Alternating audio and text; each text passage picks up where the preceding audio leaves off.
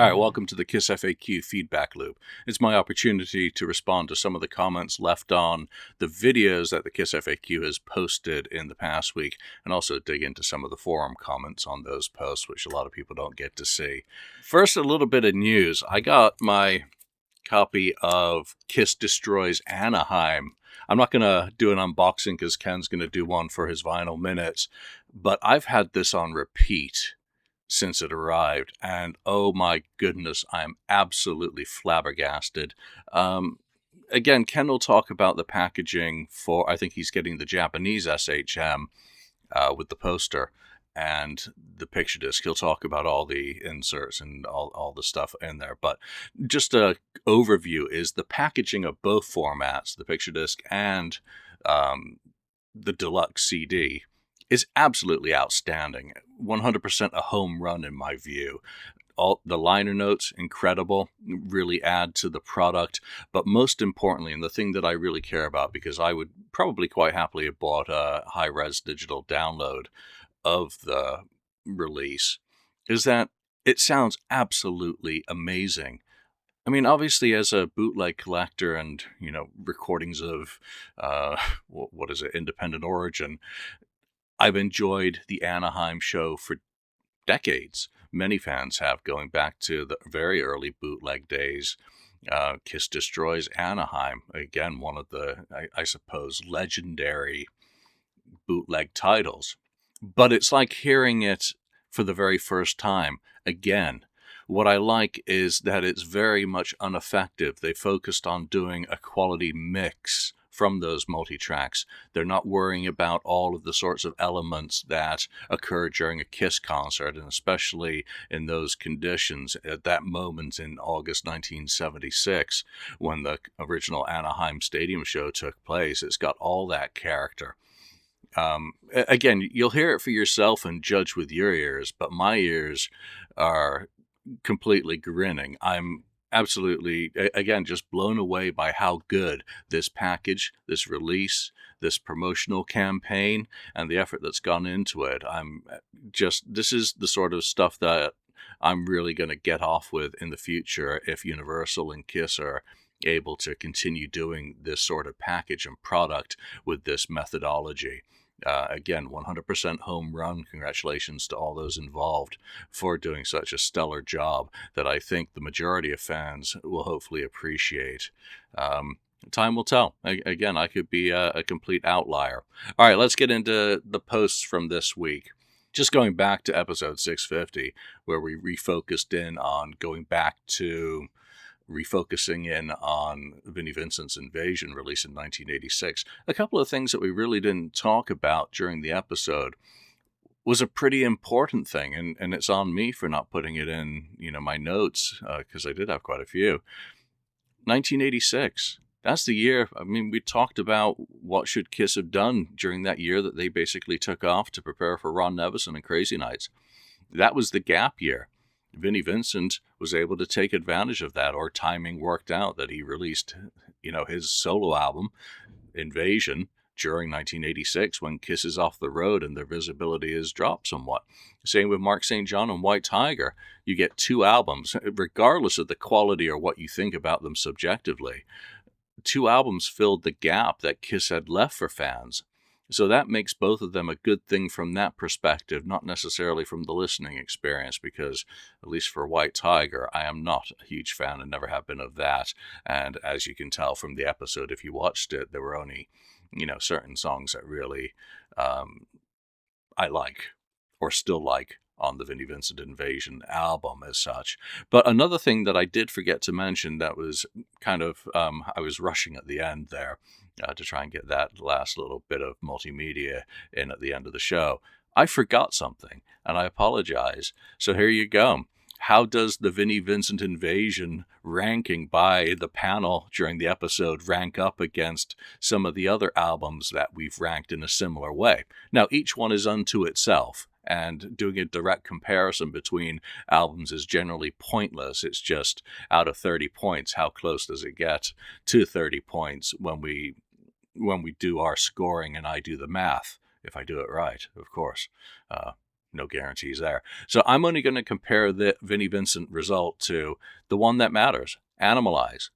What did the panel think on a day? Is Vinnie Vincent Invasion as an album a better album, or more points out of 30, not necessarily being better, than Animalize was? What do you think? Chime in the comments. Vinnie Vincent Invasion versus Animalize. Which wins for you and why?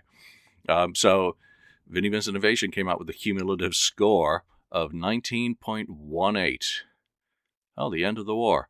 And it beats Animalize. It beats Animalize by a point, which Animalize's cumulative score was only 18.16. So it's in the ballpark.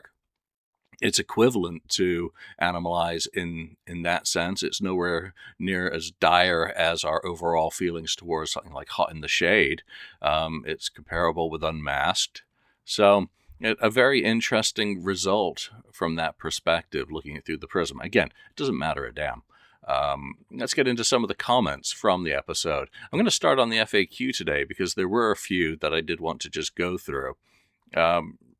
Rhiannon was asking Mark, being a guitarist, is Vinnie a good guitarist? Well, I like this album a lot better than All Systems Go. I love his guitar work on Guitars from Hell much better. That's funny because I'm one of those people who I really do like Guitars from Hell much more than I like the Invasion album. Vinnie, please, come on. How many years have you been back on the scene, back on the streets? Can we please have Guitars from Hell released? I want the 90s version that would have been on Enigma. I don't want it all tarted up and made something else, because, again, it's going to change what's ingrained in my head for a listening experience. So to be like Guitars from Hell Resurrected versus Guitars from Hell. All right, so getting back to, I think Mark did respond. And his response was, well, there is no question that Vinnie is a great guitar player and a great songwriter for the most part. I don't have too many issues with the album. It's mainly the guitar solos. Yes, the speed is impressive, but there is rarely any sort of melody and dynamics. If there would have been a producer involved, I mean a real producer like Mike Klink or Keith Olsen or even Michael Wagner, actually he would have been perfect. I think he could have guided him to do impressive solos that were still fast but had dynamics and some cool harmonies. And that's a really good point by Mark. Again, what I like most about Vinnie Vincent's solos is when he's melodic, or when his solo is an absolutely cacophony of different sounds, but it has, well, what Ace used to do. It has a storyline to it. It has a purpose. So that was a cool one. Godey. Great episode, thank you. I love the Invasion albums. I think you need to live with them in the moment, which, being old enough, I was able to do so. From 1980 onwards, I was full into the new wave of British heavy metal, hair metal, thrash, and all points in between. Forever the greatest decade in hard rock heavy metal era. Look at the albums released in 1980 alone, and you'll find a plethora of classic albums. Invasion, and Vinnie in particular, has a deserved place, in my opinion, as a great contributor to that era. Mental metal, as I termed guitar shred, counter-tenor vocal style. Interesting. Yeah, I mean, he definitely has a position within that area of rock, as much as Nitro does. Look at Mark Slaughter, later with Slaughter, and some of the things that were going on musically. It's, again, just how does that package work for anyone's tastes? And I've listened to some pretty weird stuff over my lifetime. I was really into Tankard for a while. Go figure. All right, that's pretty much it for the FAQ posts. Just changing tack for a moment was I did a post on the YouTube channel just doing a quick poll for any post-Kiss love for Vinnie. Pick one. And I gave people the chance to choose between Vinnie Vincent Invasion, All Systems Go, Euphoria, Guitars from Hell, and none of the above. And not unsurprisingly, I guess, the Invasion album won. It didn't win handily, but it certainly won. It beats the pants off All Systems Go, which isn't too shocking. Euphoria, Guitars from Hell gets no love whatsoever, 1% of the vote. But none of the above nearly eclipses the Vinnie Vincent Invasion album. So not a lot of love for Vinnie on that poll, at least. I think the channel stats also show that there wasn't a whole lot of love for this episode, but I wanted to do it anyway. All right, let's get into the video comments itself. Dakota Usher first up. I love this record from start to finish. One Cool Medic. First, I have an autographed copy of Julia's Crazy Nights book. that he got at the Atlanta Kiss Expo. Thank you very much. Appreciate your support. Second, Vinnie seemed happy there, and I thought he was on a comeback trail. It's such a shame. Yeah, complete side tangent there. Things did not occur how I hoped it would. Going back to 1997, he was talking about re-recording All Systems Go, box sets, this, that. Nothing. Zilch. Just what a waste of, again, a talent. A shame he couldn't get back into doing something, but again, he's got to look after himself and do what he needs to for him. Bruce Wayne. Both Invasion covers have a similar look, much in the same way the two Comet albums have the same aesthetic. Yeah, good point. Got nothing to add to that. Stephen Foster, great episode. I've heard the Warrior and Ace Frehley versions of Back on the Streets, but never heard the Kiss demo. Where is it? Why is it not on the Creatures box? Well, they couldn't find it, is why it's not on the Creatures box set, which is a shame that we never get a chance to compare it directly with those other versions. On Vinnie Vincent Invasion, more generally, Vinnie's guitar playing is more melodic on the All Systems Go album, plus Mark's vocals are better than Robert's. So the sound is more palatable. So someone else in the All Systems Go camp. Stargazer. Max. Low score for Twisted. Surprised me. Yeah, me as well. That's one of the greatest on this album. Could have been a Kiss song. Love the main riff. The isolated solo sections, by the way, were hilarious. They weren't supposed to be. They were just supposed to draw attention to the over-the-top nature of those guitar solos. They're not done to make Vinnie look bad. They are just, again, they isolate as best they can the lead parts, and his rhythm guitar parts and the layering really play a very important part in the sonic palette that he paints with the guitar. So isolating the lead doesn't always sound as good as it should, because there's so much going on there. You're just not going to be able to pick through, I don't want to call it static, but all those layers in order just to get down to that guitar. I guess you can go listen to his guitar, Metal Tech, his video. They never did anything for me anyway. Now I'm listening to this at 1.5 speed, so it's completely insane. Yeah, turn that dial up and see how far you can take it before your head pops. The thing is, this album has enough very good songs, but the lead guitars just ruin some of them. I don't mind the high vocals, but it gets tiring towards the end of the album. The second album, they had more melody, but then the singer wasn't to my taste, and they had too many ballads, and I really got into thrash. Yeah, so another good point by Max is, again, it is fatiguing for me to listen to that Vinnie Vincent Invasion album over and over, which is perhaps why I enjoyed the more melodic and varied All Systems Go. I can't explain why I like Guitars from Hell so much. Maybe because it's banging the pots and pans for a good hour. Maybe it's I only listen to it when I'm in a really foul mood. All right, the acorn is spinning. Just here for the intro, but once the Vinnie talk starts, I wish you well. That's how you deal with shows you don't like. Skip to that which you like and skip to that which you don't.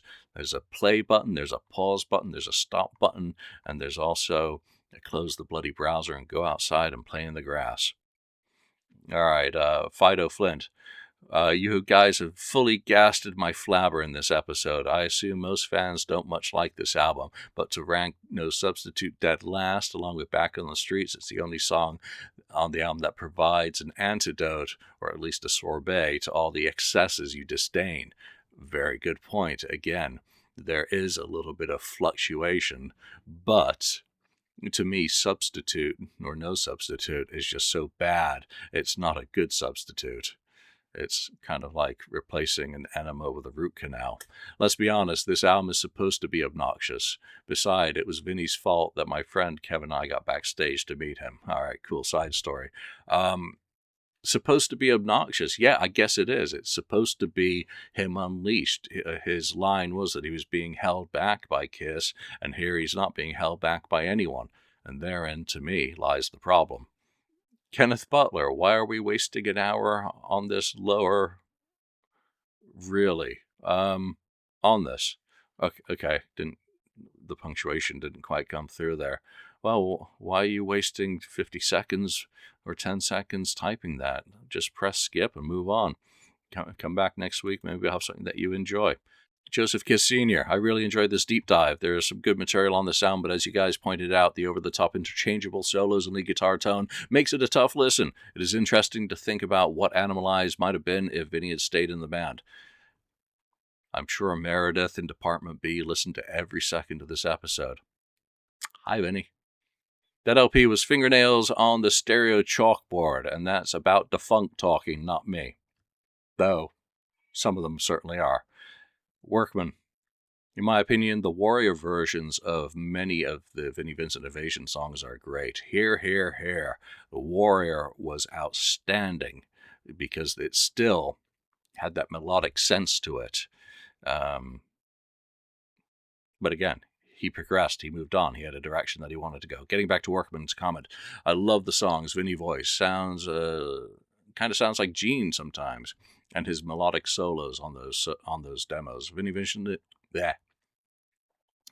Invasion just doesn't work for me. I want to like it, but I don't. The vocals are too high and the guitar solos lack melody and self-control. Vinnie is a very talented musician, but Vinnie Vincent Invasion just isn't for me. Thanks for your comment, Workman. Appreciate it. And that's some very cool things to add into the conversation. Again, reminding everyone that the Warrior stuff is fantastic. All right, MPL Sprint. The Vinnie Vincent Invasion is a hot dog shit sandwich. That's a mic drop. All right, that's it for the feedback loop this week. Thanks for joining me. I'll see you next time. Oh, look, you're still here, watching or listening. We're not sponsored, monetized, or supervised. We're only in this for subs and likes and kicks. So why don't you mash that like button, subscribe to the channel, and leave a comment about today's episode.